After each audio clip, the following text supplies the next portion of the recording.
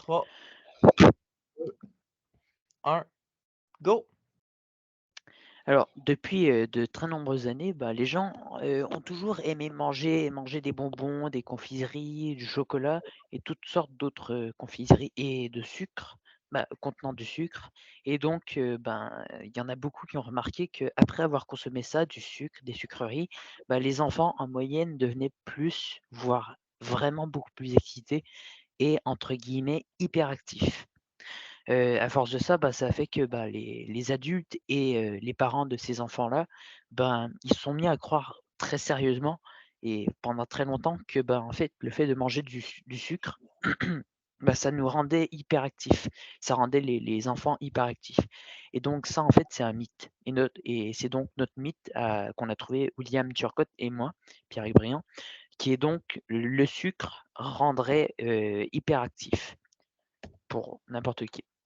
Et donc en fait ça, d'après le docteur, Tom Robinson, en fait, c'est complètement faux. C'est pas le sucre qui rend hyperactif, c'est en fait l'effet placebo et l'effet placebo, en fait, bah, qu'est-ce que c'est? Bah, c'est simplement le fait de que notre cerveau, croit, que quelque chose, a un certain effet qui en réalité bah, n'a pas cet effet-là, c'est n'est pas réellement ça. Donc par exemple, si un enfant qui est malade et qui demande à sa mère: «Est-ce que je peux avoir des Tylenol?» Et que sa mère lui donne en fait des bonbons en lui faisant croire que oui, oui, c'est des Tylenol, bah, son cerveau, au gamin, il va se dire, «Ah c'est bien, c'est des Tylenol donc ça va me guérir» et puis après, bah, son cerveau, il va se dire: «Ah c'est bon, je suis guéri». Donc c'est à peu près ça l'effet placebo.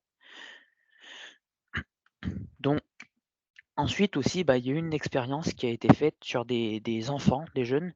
On leur a donné des canettes de soda, sans sucre et puis, on a fait croire à leurs parents ou à des adultes, à 2 groupes de parents et adultes que, ben, dans le premier c'était, on leur a fait croire que c'était, qu'ils avaient bu du soda, avec du sucre et puis dans l'autre groupe, on leur avait dit donc la vérité, donc du soda sans sucre. Et donc, il se disait qu'en fait, ceux qui avaient bu du soda, avec du sucre étaient, hyperactifs et plus excités comparés aux jeunes qui avaient bu du soda normal, sans sucre. Donc, c'est cette expérience qui s'était passée. Ensuite, aussi, certaines mères, après avoir, vu, que leurs enfants, avaient mangé du sucre, avaient mangé des trucs sucrés, ben, elles étaient plus, attentives et sévères, sur leurs enfants. Elles faisaient plus attention. Donc c'est à peu près ça. OK. Alors, pourquoi est-ce que ce mythe-là existe, en fait? Il y a plusieurs raisons, mais tout a commencé en 1970 quand, Benjamin Frangoul, a établi un lien entre, la nutrition et le comportement humain.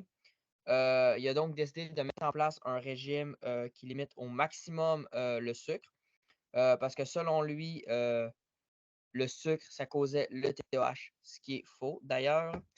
Aussi, une autre raison qui fait que ce mythe existe, c'est que les parents, pas nécessairement fiers du comportement excité de leurs enfants, auraient pu mettre ça sur le dos du sucre.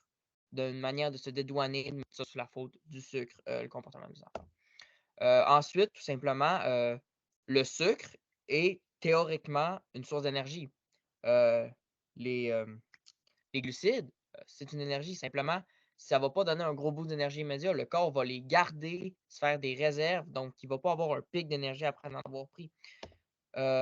Donc, ce qui fait que les enfants sont plus excités, comme précisé mon collègue tantôt, c'est l'effet placebo. C'est-à-dire que ce n'est pas le fait de prendre du sucre. C'est l'idée même de prendre du sucre qui fait que les enfants conditionnés au fait que le sucre donne de l'énergie, le fait d'en prendre va leur faire donner de l'énergie. Aussi, le fait de prendre quelque chose qui n'est pas nécessairement bon va leur donner de l'énergie, quelque chose d'interdit.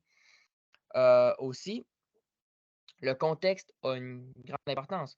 Par exemple, un enfant que c'est sa fête, c'est pas le fait qu'il va avoir pris des bonbons à sa fête qui va le rendre excité, mais le fait que c'est sa fête, le fait qu'il y ait ses amis partout, c'est ça qui va le rendre excité. Ensuite, il y a des exceptions. Le chocolat, pas à cause qu'il y a une plus grande quantité de sucre nécessairement, comme précisé plus tôt, le sucre n'a pas d'influence, mais le fait qu'il y ait du cacao. Dans le cacao, il y a de la caféine. Cependant, il faudrait vraiment qu'ils prennent une grande quantité de chocolat, que ça ait un impact significatif sur son comportement. Ensuite, les hypoglycémiques. La façon de gérer le sucre va être différente. Ils vont tous utiliser extrêmement rapidement, ce qui fait que oui, eux, ils vont avoir un énorme pic d'énergie au début, mais ils vont être extrêmement fatigués après. Ce qui fait que pour eux, c'est vraiment le cas. Mais sinon, pour la majorité des personnes, pour la majorité des gens normaux, le sucre, ils vont en faire des réserves, puis ils ne vont pas nécessairement avoir plus d'énergie.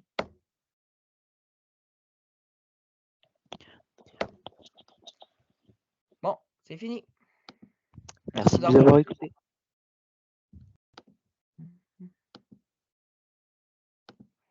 Est-ce que j'étais correct?